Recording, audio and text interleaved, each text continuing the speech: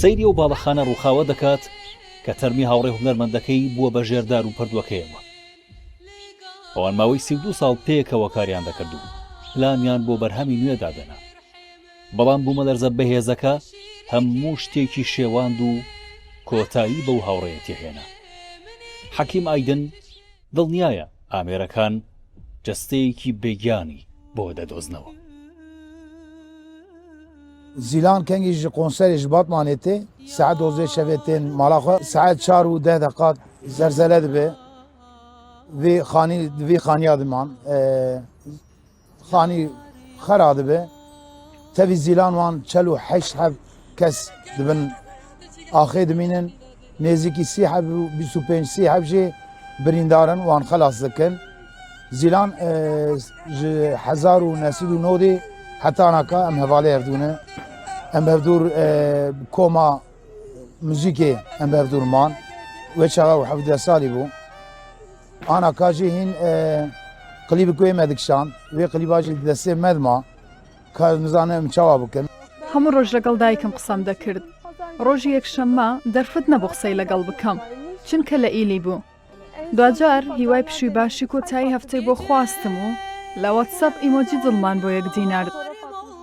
کاژێر 11 خولەکی شەو وێنەیەکی بۆ ناردم. ئەمە دوجار بوو چیدی قسەمان نەکرد.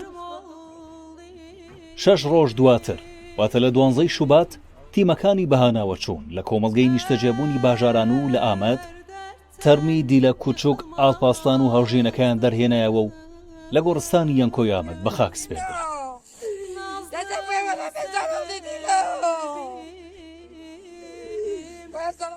دیلە کوچوک بە خۆشەویستی کچەکەی ناوی زیلان تیگریسی وەک نازناوی هونەری بۆ خۆی دیاری کردبوو. دایکم هەمیشە پشتیوانی بێکەسەکان بوو. هەمیشە لە پێناو سەرخستنیان کاریجە کرد. ژنان تەرمەکەیان دەرهێنا، ژنان لەسەر شانیان هەڵگرت و هەر ژنان بە خاکیان سپارد. لە کوێ خەم و ئازار هەبوایە دایکم لە خەمی ئەواندا بوو بۆ ئەوان دەگریا و فرمێسکی دەڕشت. خۆشی و شادی کورد و ئەرمەنەکان مایە دڵخۆشی دایکم بوو. بۆی هەموو کەس خۆی و هونەرەکەیان خۆش دەویست. ئەو کەسێکی زۆر خۆشەویست بوو. بە عەرەبی، فارسی، ئینگلیزی، بە ئەرمەنی، بە ئەرمەن، بە کوردی، بە کورمانجی، زازاکی، سۆرانی کلامک بانتا خۆ وەرێ دەرخست بوو. ئینسانێک پڕ باش بوو ئەمە پڕ جێ حەز کرد.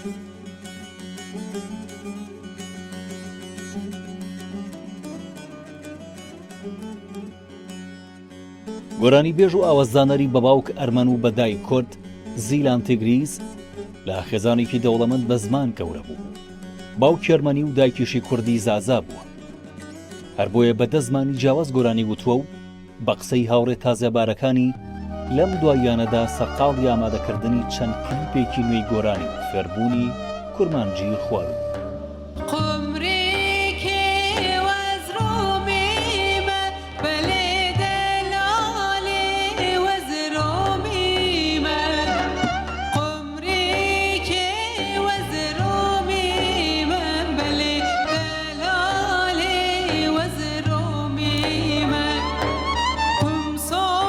جاکەی me cenazeyê ankal ciyê Müslümana me wê defin kir lê belê li kilîsê li derê li derê jî ayna wê kirin anaka em jî tedî em çûn bevdin çûn bawan hem bi Yasîna bi Qur'anê hem jî bi İncîlê wan em bivên شینا wê dikin em.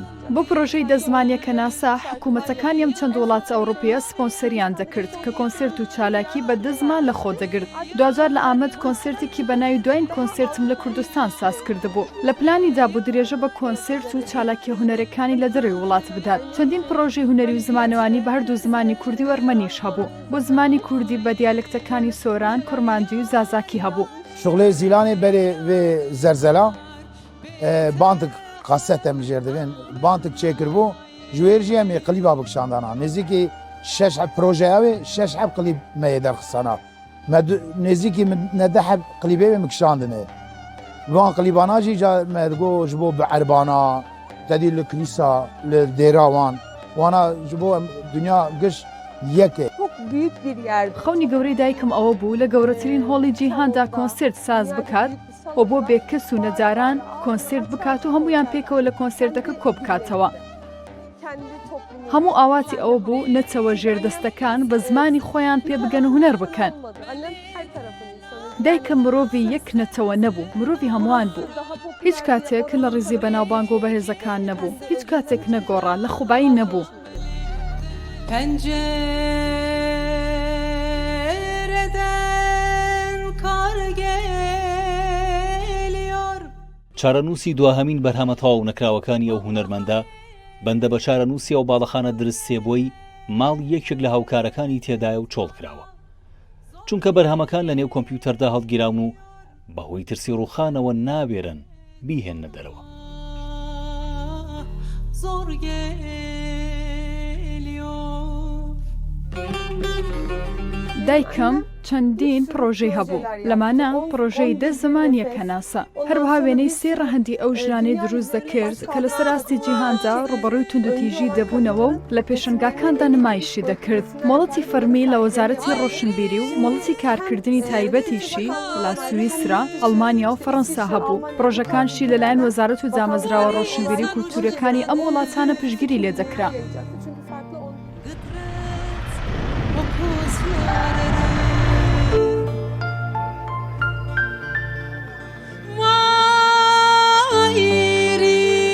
Mairik